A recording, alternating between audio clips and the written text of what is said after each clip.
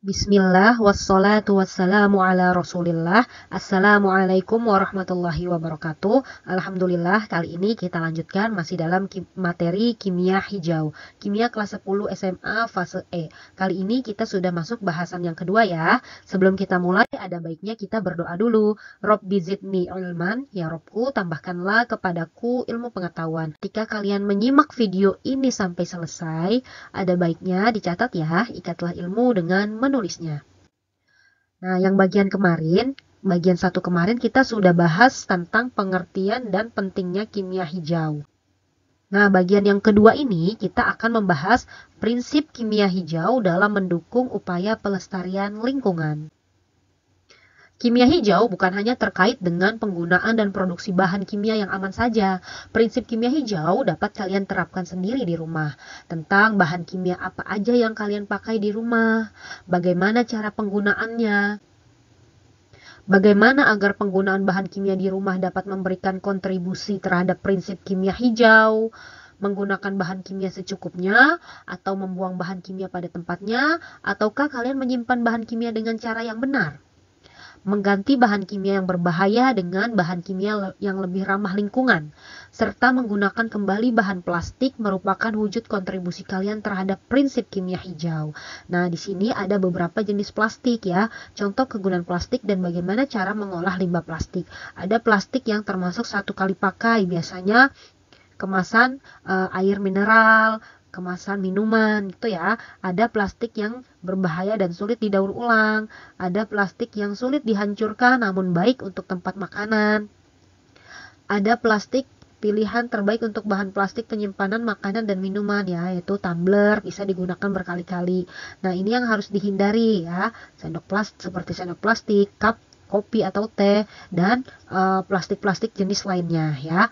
Nah, di sini untuk plastik satu kali pakai, karena menimbulkan banyak limbah, maka upaya untuk mendukung pelestarian lingkungan dengan cara yang pertama, kita terapkan prinsip 3R yang salah satu R-nya adalah reuse atau menggunakan kembali. Biasanya botol-botol plastik yang sekali pakai bisa digunakan kembali. Contohnya pada gambar yang pertama. Fokusnya bukan kepada tanamannya, tapi ke wadah tempat tanamannya itu, yaitu menggunakan botol plastik sekali pakai yang digunakan kembali untuk menjadi pot tanaman ya. Nah, prinsip yang kedua untuk mendukung upaya pelestarian lingkungan adalah dibuatnya bioplastik dari kulit pisang sebagai penerapan prinsip kimia hijau. Nah, biodegradable plastik dari limbah kulit pisang untuk bumi yang lebih sehat. Nah, ini lebih mudah terurai ya. Itu contoh-contoh prinsip kimia hijau dalam mendukung pelestarian lingkungan. Nah, apa aja sih 12 prinsip kimia hijau? Sebelum kita bahas ke 12 prinsip kimia hijau, ada baiknya nih kita berkenalan dulu dengan Father of Green Chemistry. Nah, prinsip kimia hijau pertama kali dicetuskan oleh Paul Anastas ya pada sekitar tahun 1998 sebagai Father of Green Chemistry bersama John Warner. Nah, tujuan kimia hijau atau Green Chemistry ini tujuannya untuk mencegah atau mencegah atau mengurangi masalah lingkungan dan memaksimalkan efisiensi dari penggunaan zat-zat kimia. Nah, berbeda ya kimia hijau dengan kimia lingkungan. Kimia lingkungan ini lebih menekankan pada fenomena lingkungan yang telah tercemar oleh zat-zat kimia. Jadi kimia hijau ini lebih kepada ke penanggulangannya setelah terjadi pencemaran, cara menanggulanginya ini tekankan pada kimia lingkungan, sedangkan kimia hijau ke mencegah, mengurangi, dan memaksimalkan efisiensi. Nah, kita masuk ke 12 prinsip kimia hijau. Kimia hijau merupakan suatu pendekatan yang bertujuan memaksimalkan efisiensi dan meminimalkan pengaruh bahaya bagi kesehatan manusia dan lingkungan.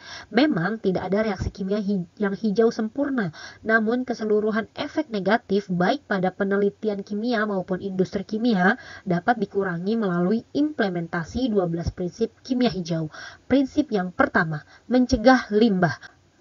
Mengutamakan pencegahan limbah ketimbang penanggulangan atau pembersihan limbah yang muncul setelah proses sintesis serta meminimalkan limbah pada setiap proses. Prinsip yang kedua, memaksimalkan nilai ekonomi suatu atom, mengurangi limbah pada level molekul dengan memaksimalkan jumlah atom dari semua reaksi menjadi produk akhir.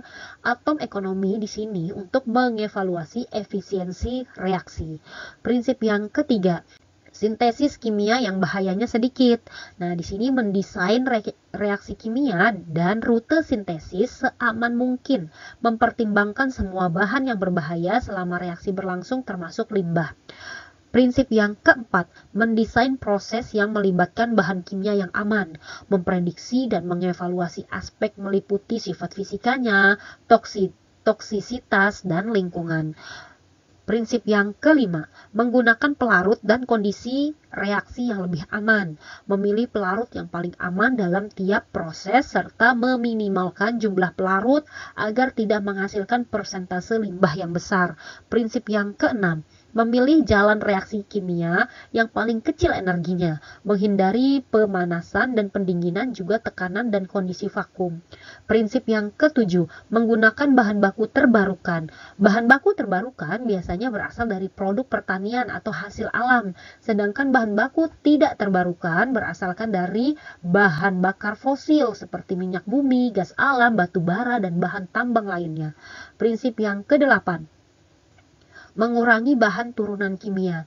Mengurangi bahan turunan kimia untuk mengurangi tahapan reaksi, tambahan bahan kimia, dan produksi limbah.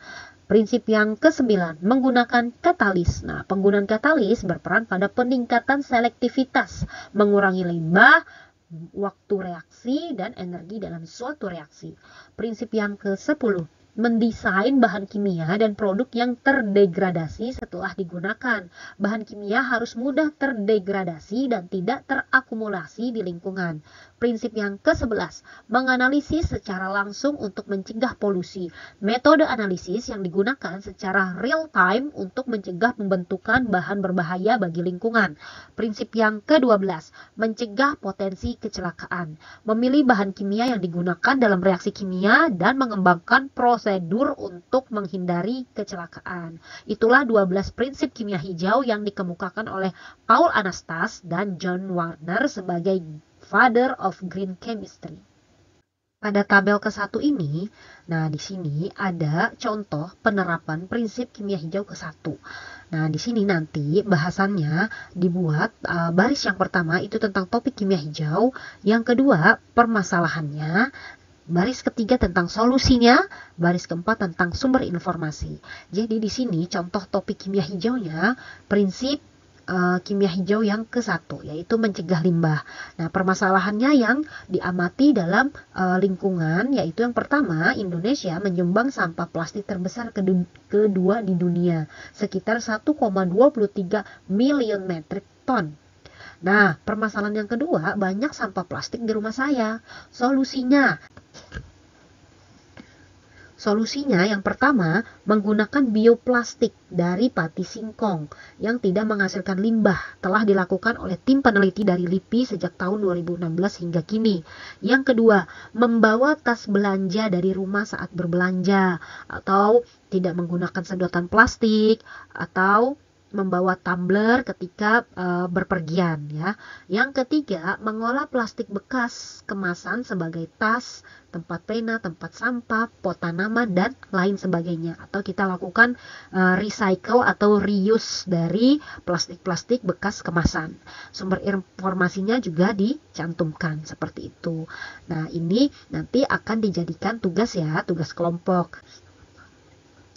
Telah selesai bahasan materi kimia hijau bagian yang kedua, yaitu tentang prinsip kimia hijau dalam mendukung upaya pelestarian lingkungan. Ketika telah selesai membahas materi, ada baiknya kita lanjut berlatih soal-soal ya. Maka apabila engkau telah selesai dari suatu urusan, tetaplah bekerja keras untuk urusan yang lain. Yuk kita bahas soal-soal. Soal yang pertama. Tokoh kimia yang dikenal sebagai Father of Green Chemistry adalah, tadi siapa? Ya, Paul Anastas ya. Contoh soal yang kedua. Siapakah tokoh yang mengembangkan prinsip kimia hijau? Nah, tadi ada dua orang ya sebagai Father of Green Chemistry, yaitu Paul dan John Warner. Soal yang ketiga.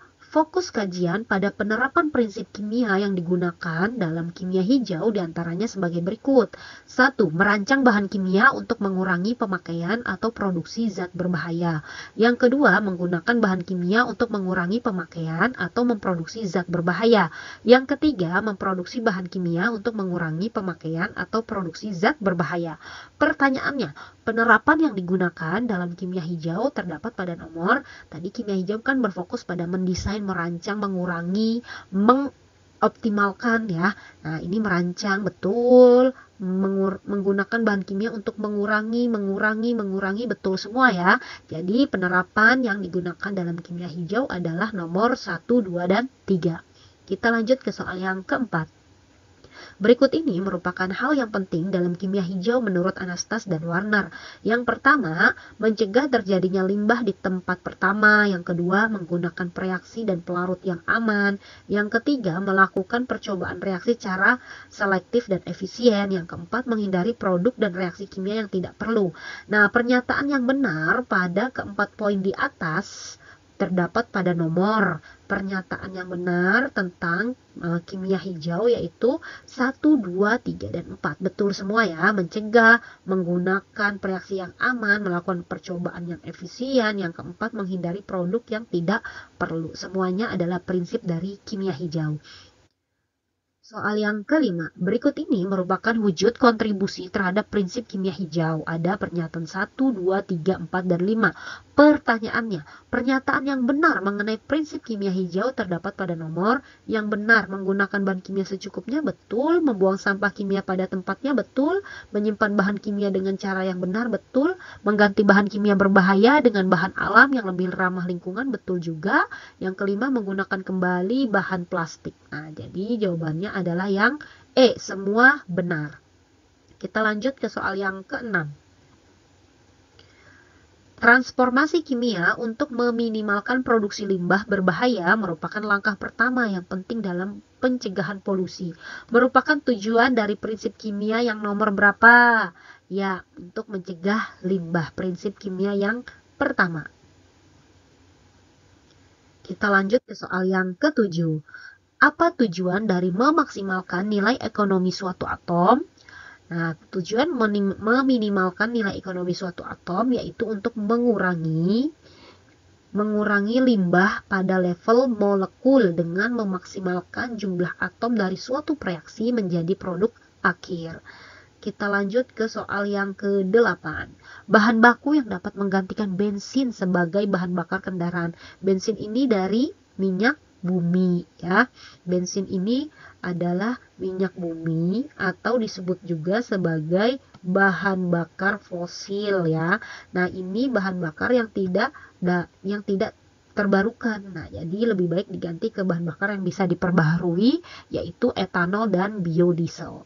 Kita lanjut ke soal yang ke-9. Perhatikan beberapa simbol berikut. Nah, berikut ini adalah simbol-simbol dari 12 prinsip kimia hijau ya. Di sini ada 5 simbol. Pertanyaannya, yang merupakan simbol dari menggunakan bahan baku terbarukan terdapat pada nomor yang mana ya? Kalau yang nomor 1 ini tentang menggunakan bahan baku terbarukan. Selanjutnya, kalian lakukan aktivitas secara kelompok.